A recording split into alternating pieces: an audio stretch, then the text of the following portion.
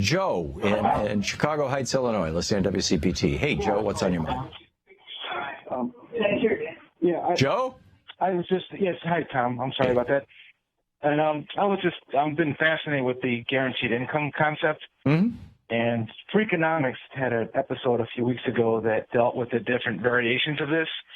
And I was unaware that Nixon was looking at a program in the 70s on providing people with what they called a reverse income tax. Right. Where that if you didn't make a certain threshold of money, you would automatically be given extra income to meet that threshold. Yeah, it ultimately became the Earned Income Credit, I think it's called. And, well, they said that there was some debate about how much, and that essentially the concept got tabled. Yeah. And that was just making me wonder about how that could be, and maybe you would know. But my theory was that there was also a lot of discussion on bringing up the minimum wage at that same time. And I'm wondering if this guaranteed income was becoming a kind of a kickback to businesses. So if we had that in effect, then we wouldn't have had minimum wages be as strong as they became to be.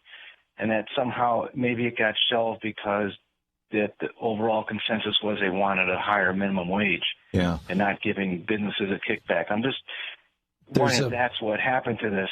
There's a really good article about this, and I had it a little earlier. I'm not sure what I've done with it, about how Nixon got basically talked out of this ancept, and I don't have it handy. But anyhow, basically what happened was, here it is. This was published in Jacobin Magazine, JACOBINMAG.com, and the title is Nixon's Basic Income Plan, Why Richard Nixon Once Advocated for Basic Income and Then Turned Against It. It's by Rutger Bregman, Bregman, and it was the summer of 1968. And he was going to offer guaranteeing a family of four $1,600 a year, which in today's dollars would be $10,000 a year. And he was going to go for it. And he had three questions: would people work significantly less with a guaranteed income? Number one. Number two, would the program cost too much? And number three, would it prove politically unfeasible? And the answers were no, no, and maybe, writes the author. And then what happened was on the same day that Nixon intended to go public with his plan, Anderson, one of these guys who worked for him, handed him a briefing over the weeks that followed. The 6-page document, a case report about something that had happened in England 150 years before, did the unthinkable. It changed Nixon's mind, and in the process changed the course of history. The briefing was titled A Short History of a Family Security System, and it was almost entirely excerpts from Carl Polanyi's 1944 book, The Great Transformation. And he describes a 19th century English, it was called the Speen-Hamland Plan.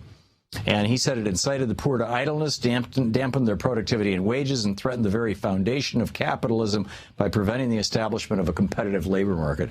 Now, it turns out that this was almost all made up. It was lies or misunderstandings of what happened. But Nixon took it to heart, and that was the end of that. So. I just wanted to advocate what a great idea that is, and it's something you've brought up in the past, that a cure for poverty is give people more money. Yeah. But alleviating poverty is so important and is such a savings for society. If we eliminate poverty, you provide people with better health, you reduce crime exponentially, you increase education, and all this money we spend in the prison systems and the emergency management, human service systems, and child health. You reduce mental health problems. Across the board. You reduce mental health problems. You improve relationships, and you reduce the rate of divorce. I mean, there's all these things that are the stressors, that are the consequences of inequality, that Richard Wilkerson and Jane Pickett did such a brilliant job in documenting in their two books, Why Inequality Matters and The Spirit Level. And, a universal basic income is the ultimate way to reduce inequality in a society. And the more you reduce inequality, the other thing is democratic participation. The less unequal a society is, the more egalitarian a society is, the more equal a society is, the the more small d democratic it is, the more people participate in the body politic. That's a good thing, too. And just one other thing, that jobs are great. Mm-hmm. Jobs, we know from history, do not conquer poverty by itself. Right. And so by increasing jobs for people, we still end up with a lot of, lower socioeconomic status issues that perpetuate the problems of poverty. Well, especially when we do it like Texas did. I mean, they had the fastest job growth in the country for a couple of years there, but the average wage was like less than $8 an hour, and so they were, it was poverty wages. People were having to work 2 and 3 jobs. And a guaranteed income doesn't stop people from wanting to work more because you want to earn more money. It just gives you the option to pull back and take care of your kids or other family members or develop other skills if you choose to without being impoverished. Yeah, absolutely. Well said, Joe. Joe, thanks a lot for the call, and thanks for listening to WCPT.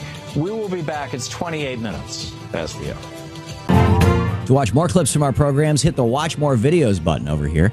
And please be sure to hit the handy-dandy subscribe button so you'll always be up to date. Tag, you're it.